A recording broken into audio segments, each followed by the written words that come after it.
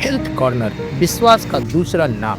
1986 से सिधारी रामलीला मैदान पर उच्च कोटि की एलोपैथिक दवाओं का एकमात्र भरोसेमंद ठिकाना। उचित दाम, कुशल व्यवहार और तेज सेवा। अब घर बैठे पाए दवाएं सिर्फ एक कॉल पर। हेल्थ कॉर्नर, आमिर एजाज साहब के साथ आपकी सेवा में। संपर्क करें 9935906912। आजमगढ़ जिले के निजामबाद तहसील के ग्राम मारपुर में विवादित गाटा संख्या 3 में जमीन के हिस्से को लेकर दो पक्षों में लंबे समय से विवाद चला आ रहा है। पीड़ित पक्ष का आरोप है कि उनके हिस्से की जमीन पर वह वर्षों से काबिज है और हाल ही में उन्होंने गेहूं और सरसों की बुआई की थी। 13 दिसंबर की रात करीब 11 बजे अब उनके साथियों ने कथित तौर पर ट्रैक्टर ले पीड़ित किसान की फसल को नष्ट कर दिया। पीड़ित ने शोर मचाया, जिसके बाद उनके भाई और अन्य लोग मौके पर पहुंचे। पीड़ित के अनुसार आरोपियों ने गाली गलौज की और जान से मारने की धमकी भी दी। घटना की सूचना स्थानीय थाने पर दी गई, लेकिन आरोपी की पुलिस ने कोई कार्रवाई नहीं की। वहीं पीड़ित ने कहा कि हमने गेहूं और सरसों की फसल बोई थी, लेकिन अब्दुल करीम और उनके साथियों ने ट्रैक्टर से फसल नष्ट कर दी। पुलिस को सूचना दी, लेकिन कोई सुनवाई नहीं। हमें न्याय चाहिए। पीड़ित का आरोप है कि आरोपी भू माफिया से जुड़े और प्रशासन इस मामले में अनदेखी कर रहा है। अब पीड़ित परिवार ने पुलिस अधीक्षक से न्याय की गुहार लगाई है।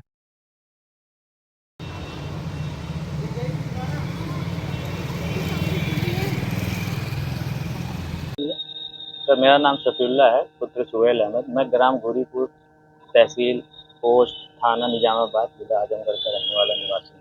क्या समस्या है? तो समस्या मैं अपने मेरा एक खेत है मारूपुर काशी मल्ली में।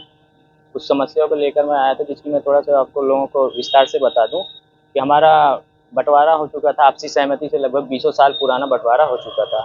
तो जब तक हमारे बड़े अब्बा जिंदा थे तब तक तो कोई दिक्कत नहीं हुई। अभी एक साल हाल ही में 1 साल पहले हमारे बड़े अब्बा का जब डेथ हुई है, तो उनके लड़के जो हैं थोड़ा जान सकते हैं कि जो अपनी संपत्तियों को नहीं संभाल सकते हैं, वो उन्होंने क्या किया कि एक भूमाफिया टाइप की गैंग के लोगों को एग्रीमेंट कर दिया।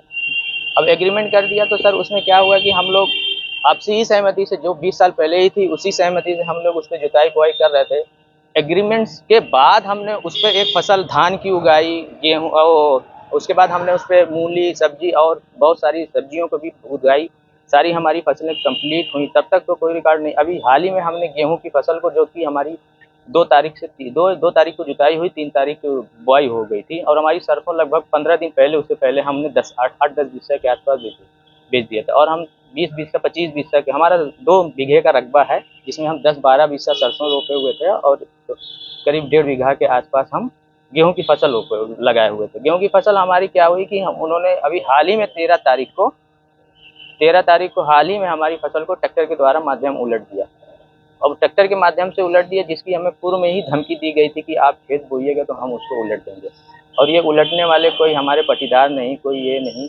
पटीदार से हमने पूछा भी, उन्होंने बयान दिया कि मैंने नहीं, वो लोग पलटे। मैंने पूछा वो लोग कौन, तो उन्होंने बाकायदा नाम लिया, अब्दुल करीम, जफ़र, अब्दुल करीम, जफ़र। और पलटने वाला जो गिरोह, जो ट्रैक्टर जिसके माध्यम से इस्तेमाल हुआ है, वो निर्मल यादव करके एक ट्रैक्टर वाला है मालिक। वो खुद एक्सेप्ट भी है, उसका मेरे पास बयान भी है कि वो कह रहा है कि हाँ मैंने पलटा है।